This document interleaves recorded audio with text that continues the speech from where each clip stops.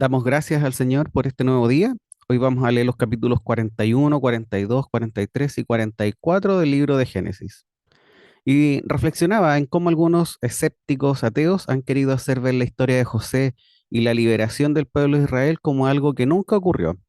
Sin embargo, la cantidad de detalles propios del pueblo egipcio que leemos en estos capítulos sobre las prácticas y las costumbres egipcias son una corroboración de la exactitud de los registros bíblicos. Los títulos como por ejemplo jefe de los coperos o jefe de los panaderos aparecen en Génesis 40, versículo 2, lo leímos ayer, y son múltiples los textos egipcios de la época que dan prueba de que estos títulos eran asignados en la antigüedad. Grandes periodos de hambre se conocieron en Egipto y la idea de encargados de la administración o distribución de la comida en esa época aparece en las inscripciones de los sepulcros de la época. Una inscripción menciona incluso una hambruna justamente de 7 años en la dinastía tercera en Egipto, por ahí por el año 2700 antes de Cristo. Hay indicaciones en la piedra Roseta o llamada piedra Roseta de que el faraón tenía la costumbre de liberar prisioneros en el día de su cumpleaños, tal como ocurrió en el caso del jefe de los coperos y que también leímos el día de ayer. Y hoy, en el capítulo 41, vamos a leer que José se afeitó antes de ir a la presencia de Faraón. Y afeitarse era una práctica muy característica de Egipto. También leeremos hoy que el Faraón dio a José su anillo, ropas de lino fino y un collar de oro. Estos tres elementos se mencionan en textos egipcios refiriéndose a ocasiones de similar importancia. El pastor hace un par de días nos recordaba a los varones la importancia de recordar que nuestra fe no es una fe ciega en el sentido de que decimos que en lo que nosotros creemos es verdad porque simplemente lo creemos, sino que hay que reconocer que hay hechos históricos, hay pruebas científicas que finalmente dan testimonio de que muchos de los relatos bíblicos son reales. Y es importante en nosotros que los conozcamos porque muchas veces también tienen que ser nuestros argumentos al compartir con los incrédulos, para así contrarrestar las mentiras que este mundo ha insertado para desacreditar justamente la veracidad de la palabra de Dios. En el capítulo 41 vamos a leer cómo José es liberado para poder interpretar los tan conocidos sueños del faraón. Se estima que ya han pasado 13 años en Egipto, es decir, una buena parte de la vida de cualquier persona. Y sabemos que José se encuentra preso y el copero del rey se había olvidado absolutamente de él, incluso a pesar de que éste se había comprometido, había hecho una promesa a José.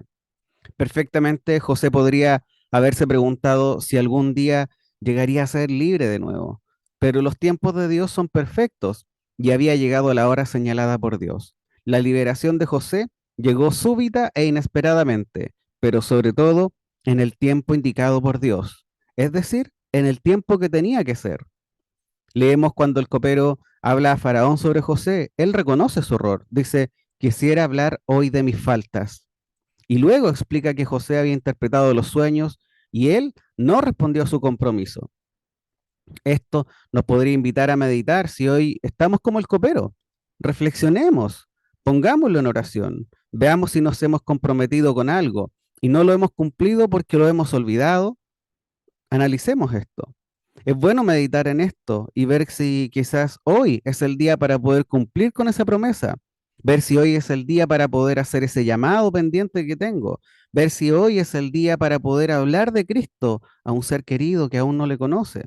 En fin, usted entiende la idea, haga algo, póngalo en oración, medite si es que hay algún compromiso, algo que todavía esté pendiente.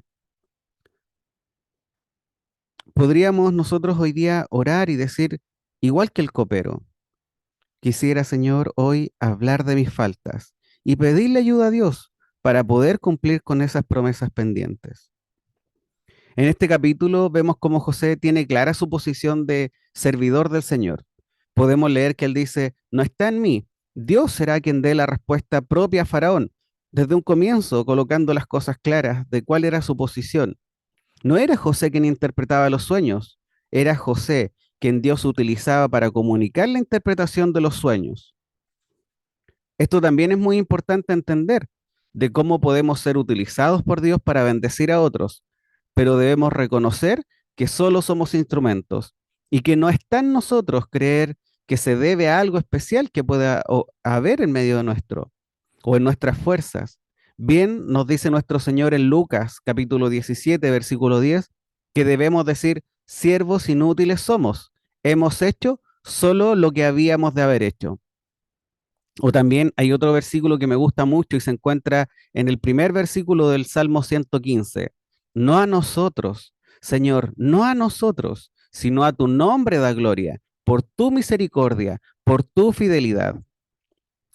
También podemos ver que en estos 7 años de abundancia y 7 años de escasez son parte de un plan de Dios. José le dice a Faraón, lo que Dios va a hacer lo ha mostrado a Faraón. Más adelante dice, significa que la cosa es firme por parte de Dios y que Dios se apresura a hacerla, recordando siempre que esto nos muestra que Él está en control de todas las cosas. En el capítulo 42 vamos a ver cómo los hermanos de José van a Egipto en busca de provisiones. El comentarista Matthew Henry aprovecha este capítulo para hacernos reflexionar y meditar sobre nuestro estado espiritual. Él pregunta y dice, ¿los demás tendrán alimento para sus almas? ¿Y nosotros pasaremos hambre mientras hay donde conseguir? Habiendo descubierto donde hay ayuda, debemos pedirla sin demora, sin disminuir el esfuerzo ni quejarnos del gasto, especialmente respecto a nuestras almas inmortales. Hay provisión en Cristo, pero debemos acudir a Él y pedirle a Él. No podemos quedar esperándonos sentados en el sillón, hermanos. Debemos buscar con un hambre que nos haga pensar que si no buscamos este alimento, desfalleceremos. Esto nos hará movernos del lugar en el cual nos encontremos hoy e ir, no importando el costo, a poder recibir este alimento espiritual para nuestras vidas. En el capítulo 42 leeremos que José fue duro con sus hermanos. Sin embargo, a la luz de los hechos podemos ver que fue con un espíritu, no fue con un espíritu de venganza, sino que fue para poder llevarlos al arrepentimiento. En su providencia, a veces Dios parece duro con los que ama y habla con rudeza a aquellos para los cuales reserva gran misericordia, pero en el fondo siempre hay una actitud de amor para nuestras vidas. Vamos a leer cómo en medio de esta aflicción a los hermanos de José pareciera que sus conciencias no les dejan tranquilos. Muchas veces es en medio de la aflicción que despierta la conciencia y trae el pecado a nuestra memoria y nos hace pensar en el mal que hemos causado. Y en medio de este hecho quiero destacar a Rubén, que en medio de esta aflicción él encontró un poco de consuelo. Él había hecho lo que había podido para poder impedir la maldad. Hay consuelo en poder dar testimonio de nuestras conciencias cuando no participamos en las malas obras, sino que en nuestro momento dimos testimonio en contra de ellas, tratando de evitarlas. En este capítulo vemos cómo José es duro con sus hermanos. Busca que ellos confiesen su pecado, busca que ellos se arrepientan, pero eso no quita su propia aflicción o su propio dolor en medio de todo esto. Lo vemos como él llora en repetidas ocasiones. En el capítulo 43 leeremos cómo se acerca el desenlace de esta historia. En una segunda visita de los hermanos de José a Egipto, producto de esta escasez de comida, pero esta vez van con Benjamín buscando la liberación también de Simeón y buscar alimento para poder no desfallecer por la falta de este. Muchos piensan que en este banquete que ofreció José a sus hermanos, quería evaluar a sus hermanos y saber si sentían celos de Benjamín. En el banquete, los hermanos quedaron sentados delante de él, por lo tanto observaría muy bien lo que ocurre. Y la porción de Benjamín, dice la escritura, que eran 5 veces mayor que la de cualquiera de ellos. Pero estos no mostraron al parecer señal de celos, incluso al terminar el relato nos dice que ellos bebieron y se alegraron con él. En el capítulo 44 vamos a leer que los hermanos de José tenían que pasar una prueba más. 20 años atrás los hermanos se habían resentido por el trato preferencial que había recibido el hijo predilecto de la esposa favorita.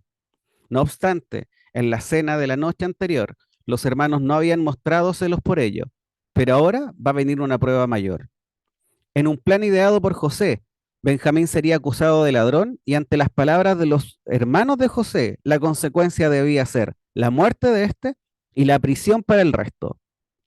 Conmocionados y apesumbrados, los hermanos se rasgaron las ropas, tal como su padre lo había hecho hacía 20 años, cuando la túnica de José había sido ensangrentada. Pero ahora, al ver que Benjamín sería acusado de ladrón y por lo tanto podría morir. Pero, ¿qué hace José con el mayordomo? Se les ofrece un buen trato. El trato era que Benjamín quedaría como siervo y el resto podía volver a casa. Sin embargo, ninguno de ellos aceptó el ofrecimiento. En ese momento no pensaban en su seguridad personal, sino en su hermano menor y en su anciano padre. Y la respuesta que dio Judá a José es digna de que hoy día la podamos mencionar. Judá dice, ¿qué diremos a mi señor? Dios ha hallado la maldad de tus siervos. Judá no se estaba declarando culpable del cargo del hurto, ya que él estaba seguro que Benjamín no había robado la copa. Pero más allá de la acusación de José, Judá escuchó otra voz acusándolo a él y a sus hermanos de pecados pasados. Dios había descubierto la culpa que habían tratado de esconder por tantos años. Todos los hermanos estaban implicados, por lo tanto, todos merecían compartir la sentencia de Benjamín. Todos estaban dispuestos a sujetarse al juicio de Dios, a ser esclavos de por vida. Para asegurarse de que Judá no estuviera hablando precipitadamente y sin pensar, José repitió su declaración de que los 10 hermanos mayores podían volver a su padre y a sus familias y solamente Benjamín pagar el precio. Sin embargo, la decisión de Judá era firme y habló a José del amor especial que Jacob sentía por Raquel, de cómo después de su muerte este amor se había transferido a sus dos hijos. Y todo esto lo hace al parecer sin ninguna amargura en su corazón.